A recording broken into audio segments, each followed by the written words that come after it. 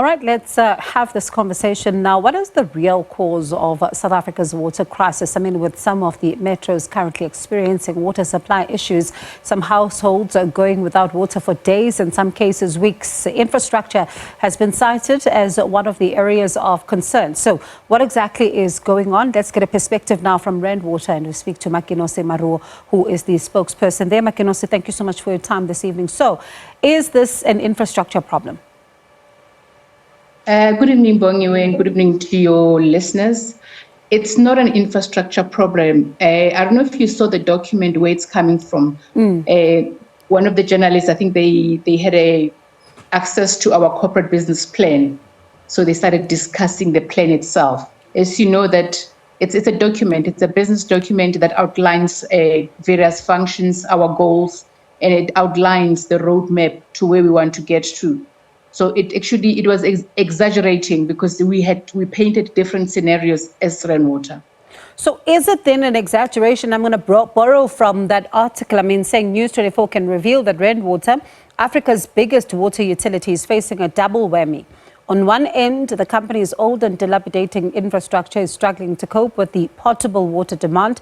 On the other end, the company is running out of water, as excessive demand by urban users is beginning to outstrip the yield of the integrated valve system from which the utility sources raw water. Look, it's not true. Yes, the company is old. I mean, Rand Water has been around for 120 years, but we do upgrade, refurbish our infrastructure from time to time. Just to give an indication, we have budgeted 28 billion for the next 5 years in terms of really augmenting our infrastructure.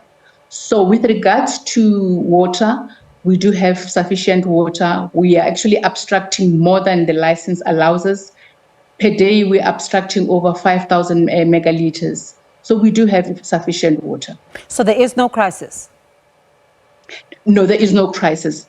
But you know what, the reason why I'm saying there is no crisis and people really start getting upset to say, but we don't have water. We are experiencing challenges from time to time if there is let's say, power cuts at one of our pumping stations. We are not able to pump. We are not able to supply water. Hence, we have an agreement with power suppliers. But sometimes it does happen that we have power trips. We are looking for a permanent solution in terms of us really getting off the grid and not relying on Eskom or City Power. So is the problem, though, especially when it comes to the grid in itself, is the problem, though, only load shedding, or are you also struggling with the trips? It's actually not load shedding because we have there's an exemption. We don't get load shedding. Yeah. It's just power trips that we get from time to time. And those, of course, could also be caused by the impact, I think, sometimes of the systems in itself. And you speak about the aging infrastructure. But there's something else, Makenosi, before I let you go, that I want us to talk about that I also saw. This issue of this municipal mismanagement and the capacity that has also been cited. Please tell us about it. How is this mismanagement taking shape? With regards to mismanagement, we're talking about two issues. One, some of the municipalities are not able to pay Rand Water or are choosing not to pay Rand Water. But also we are seeing there are leaks in the system, so there is non-revenue water. So we do purify water, that water as Rand Water. We supply it to different municipalities. However, it does not reach the end user. So if it doesn't then reach the end user, so for example, the person who's waiting for water, where do they go to get answers then?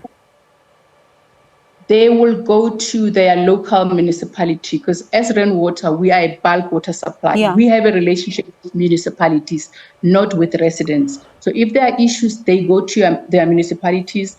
Then we can have a discussion with that particular municipality. We meet often from time to time. We've got the intergovernmental framework that guides the relationship, how we really function as different spheres of government. And the reason I ask you this question, I'm sure you've seen, every time there is no water, it becomes a Rand Water problem. And some of the residents say then that it's Rand Water. And that's why it was important to ask you that question. So when you're then looking at the municipalities then, is it an issue of the infrastructure, that they're simply not maintaining, or is there something else then that gets revealed in some of the meetings that you have with them when there is no water?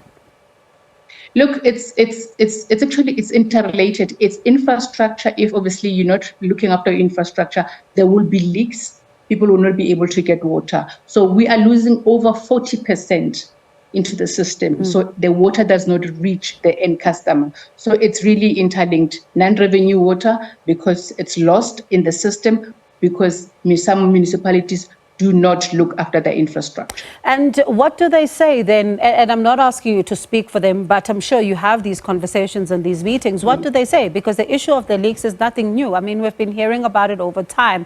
And I'm sure South Africans are hoping that by now we're not talking about, the leaks, and not only that, the ones we are seeing above ground, but also the ones we're not seeing underground. That's true. Look, I'm not going to single out any particular municipality, but some of the municipalities, I know that they have set budget aside. Some of them are working on fixing the leaks. Some of them, nothing is happening. For example, Mfuleni, nothing is happening. But we are hoping in the long run, National Treasury will assist. The Department of Water and Sanitation will also assist. All right, Makenosi, thank you so much for that conversation, especially because you know how it is. When there's no water, people say Rand water. So a lot more questions now also need to go into this particular issue of mismanagement that you are citing as well, because it is quite another area of concern as well. But thank you so much for the clarity there. Do appreciate it. That was Makenosi Maroo, spokesperson for Rand Water. Let's take a short break. When we come back, we'll talk about diversity issues. It's 30 years on, and we're still seeing some school value systems that continue to be suspect.